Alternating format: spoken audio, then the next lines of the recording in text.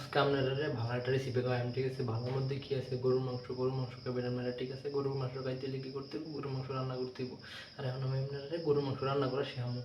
গরুর মাংস রান্না করা খুবই সহজ, আর যদি আপনি এটা সহজভাবে রান্না করতে পারেন তাহলে আরও বেশি সহজ হয়ে গেছে, গাছ সমস্যা নাই। তাহলে এখন আমরা লোক গরুর মাংস রান্না করবেন, ঠিক আছে। আর গরুর মাংস রান্না করে এটা খাইবেন, খাইয়ার পরে আমার কইবেন ভালো হয়েছে নাকি খারাপ হয়েছে। আর গরুর মাংস রান্না করার লাগে প্রথমেই লাগবে গরুর মাংস ছাড়া গরুর মাংস রান্না করুন যেত না, ঠিক আছে। তাহলে এখন গরুর মাংসের মধ্যে আমরা দিয়ে দিতে লেবু। লেবুটা সুদ্ধা দিলে এটা সুন্দর একটা ভালো একটা ফ্লেভার এবো। আমি এখানে অল্প গরুর মাংস লইছি, হয়তো 700 গ্রাম মাছটা আমি কই দাঁড়ি না, একটা প্যাকেট খুললে অল্প দূর লইছি। তা আপনারাও লই তারবেন এমনি ভালো করে মাখাইয়া 10 মিনিটের লেগে ডাইকা থুয়ে দিবেন। দিয়েছেন এখন 10 মিনিট আপনি কী করবেন? 10 মিনিট আপনি পেঁয়াজ রসুন এগুলো রেডি করে নেবেন, ঠিক আছে। আমি অনেক 10 মিনিটের ভিতরে এগুলো রেডি করে লেছি। আমি অনেক এটা একান্ত আছি। আপনারা আমার ভিডিওতে লাইক কমেন্ট করেন না, অনেক ক্ষুদ্র লাইক ভিডিওটা দেখতেছেন কিন্তু লাইক কমেন্ট কেউ করছেন না, তাই আমার অনেক ফানি কান্দার পড়তেছে। পেঁয়াজ কেটে আবার আমার সোজা পানি আছে না, ঠিক আছে। পেঁয়াজ কেটলে আমার কিছু না, সোজা পানি না, জলেও না, একদম সুস্থ। এখন আবার 10 মিনিট শেষ। 10 মিনিটের পরে এখন কী করবো? এখন আপনার এটা ধুয়ে নেবেন, ঠিক আছে। আর এখন আমরা প্রেসার কুকার গরম হয়ে গেছে, গরম হয়ে গেলে ডাইলে দিব তেল, ফ্রেশ তেল দিয়ে দিবি, ঠিক আছে। আপনারা পরিমাণ মতো তেল ঢেলে নেবেন। তেল ঢেলে দেওয়ার পরে আপনি কী দিবেন? তেলটা যখন একটু গরম হইব, গরম হইবার লাগে একটু অপেক্ষা করতে হবে। তেল গরম হয়ে গেলে দিতে হইব হইলো পেঁয়াজ বাটা, আর দিতে হইব রসুন বাটা, আর দিতে হইব আদা বাটা, ঠিক আছে। তো আমি 2টা রসুন আর 5টা পেঁয়াজ 1 কাপ পরিমাণ একসাথে দিয়ে ব্লেন্ডার করে নিয়েছি। এখন এটি দিয়ে দিতেছি।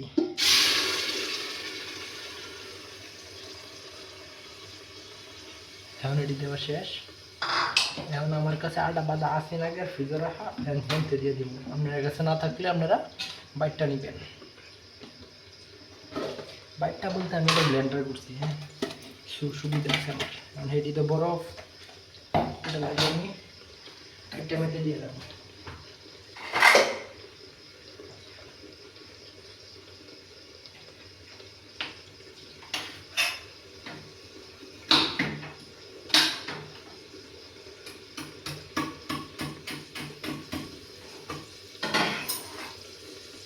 সমস্যা না, আদা বাটা এমনি বরফ দিয়ে নেবেন, বরফ দিলে আস্তে আস্তে গুলে দেবো।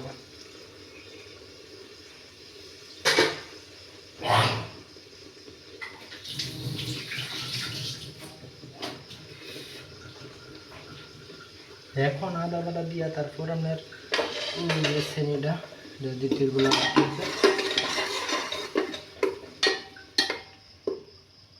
আস্তে আস্তে বলবো, সমস্যা না। আদাটা বললে গেছে, আদাটা যেহেতু বললে গেছে তাই এখন মশলা দিয়ে দিব। মশলা দিলে দিয়ে দেবো, বললে দিয়ে দেবো আদা, যেহেতু হলুদের গুঁড়া 1 চামচ দিয়ে দিলাম, হ্যাঁ। তারপরে মরিচের গুঁড়া, যেহেতু আমরা জালটা বেশি খাই না আবার কমও খাই না, বলে 1টা 2টা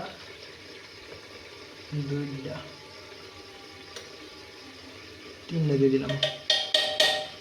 এগুলো 4 চামচ, ঠিক আছে, এটা বেশি বড় না, ছোটো। তারপরে দিয়ে দিতে হচ্ছে ধনিয়ার গুঁড়া, বড় হস দিয়ে দেবো একটা দিয়ে আরও দুধ দিতে হইব, 1.5টা দিয়ে দিচ্ছি, হ্যাঁ। এখন দিতে হইব জিরার গুঁড়া দিতে হইব 1/2 চা চামচ দিচ্ছি আমি, ঠিক আছে। দিয়া এটা বাড়ি দিলে সব করে দেবো, যেহেতু প্রেশার কুকার শক্ত জিনিস, বাড়ি দিয়ে দাঁড়িয়ে আমি সাহস আছে দিয়ে লাগা দিয়ে দিলে।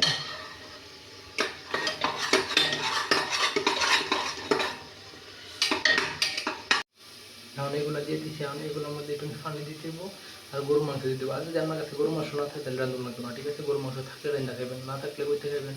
এখন এত কিছু দেওয়ার পরে আবার পরিমাণ মতো লবণ দিতে হবে। আমি পরিমাণ হলো আপনার পরিমাণ অনুযায়ী দিবেন, আমার পরিমাণ অনুযায়ী আমি দিলাম, ঠিক আছে। পরবর্তী লাগলে আরও দিব, না লাগলে আর দিব না।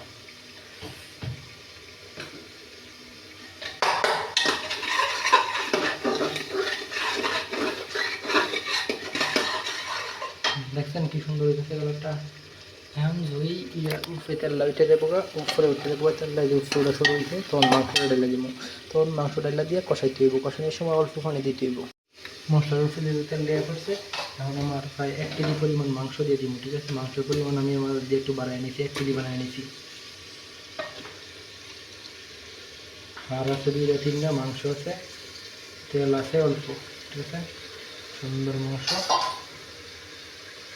হলুদ দিয়া নাড়ায় চাড়ায় নেবেন, মশলাগুলো ভালো করে মিশিয়ে নিতে হবে।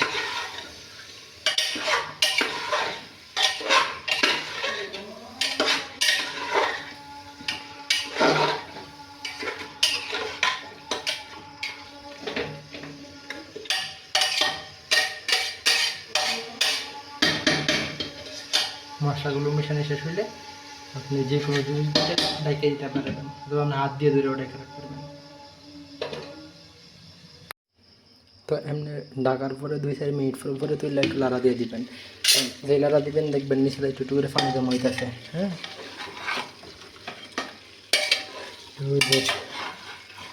দেখেন আমার এখানে ধুম কষানো হইতেছে, ওর কাছে তেল হইতেছে। আর একটু তেলাইলেই আমি পরে এর মধ্যে পানি দিয়া তারপর হচ্ছে ঢাকনা দিয়ে দিব। প্রেশার কুকারে শীষ হইবার লাগে, ঠিক আছে। শীষ করে উঠবো, আর তখন আস্তে আস্তে মাংস সিদ্ধ হইব, নরম হইব, সফট হইব। দেখা মনে, ঠিক আছে, কত সফট হয় আর কি মজা যে লাগে। আহা, যদিও আমি আজ ফুলে রান্তাছি, আপনারাও রান্না খাইবেন, সমস্যা নাই আমার রেসিপিটা দীক্ষা। দেখছেন মাংসের ভিতরতে পানি দিয়ে মনে দিচ্ছে বাড়িতেছে আস্তে আস্তে। আপনারাও চাইলে আপনি রান্না খাই দেখতে পারেন, ঠিক আছে। মজা লাগবে অনেক, খাইবেন। আর চুল্লি খালি সামনে আসলে তাই একটা ব্যান্ড পিন দিয়েছি, এখন আমার অনেক বালা দেওয়া দিতেছে। একমাত্র আমার কাছে মনে হয় আর তেল বেছে না,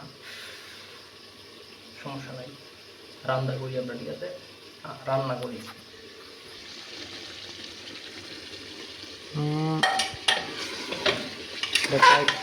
কষানি হয়ে গেছে গা।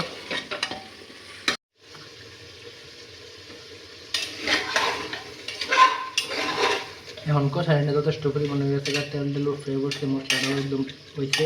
এখন আমরা পরিমাণ মতো পানি দিয়ে দিব। আপনারা যেমনি ঝোল খাইতেছেন একটু পরিমাণ পানি দিবেন, ঠিক আছে। আর যেহেতু এটা প্রেশার কুকার পানি কমতো না, আর না কমার কারণে আমরা পানি দেবো কম।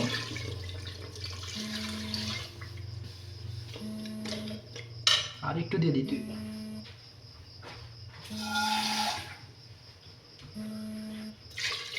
আর একটু পানি দিলাম। এখন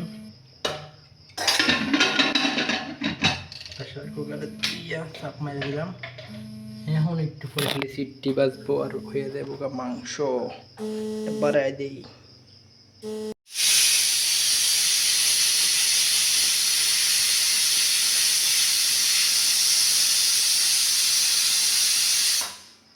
এমন 5টা শীষ উঠার পরে বা 6টা, বা আপনারা যেমন সফট খাইতেন চান, যেমন নরম, এমন 6-7টা শীষ উঠলে আপনার প্রেশার কুকার অনুযায়ী আপনার একটা আইডিয়া থাকবো। ওঠার পরে আপনি কী করবেন, এটা বন্ধ করে দিবেন। বন্ধ করে দিলে মজা হইব, ঠিক আছে। পরে দেখামন একটু পরে কী দেবো। আমার 6 নম্বর শীষটা জায়গা থেকে আর এখন 6 নম্বর শীষ বাজার লাগে, চুলাটা বন্ধ করে দিবেন।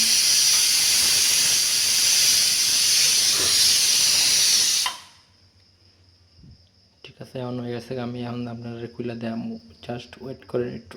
এখন সম্পূর্ণ হওয়া পর হয়ে গেছে গা। এখন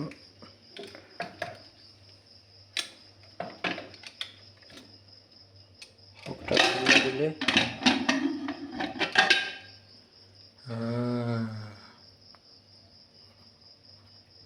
দেখতেছেন কি সুন্দর একটা কালার।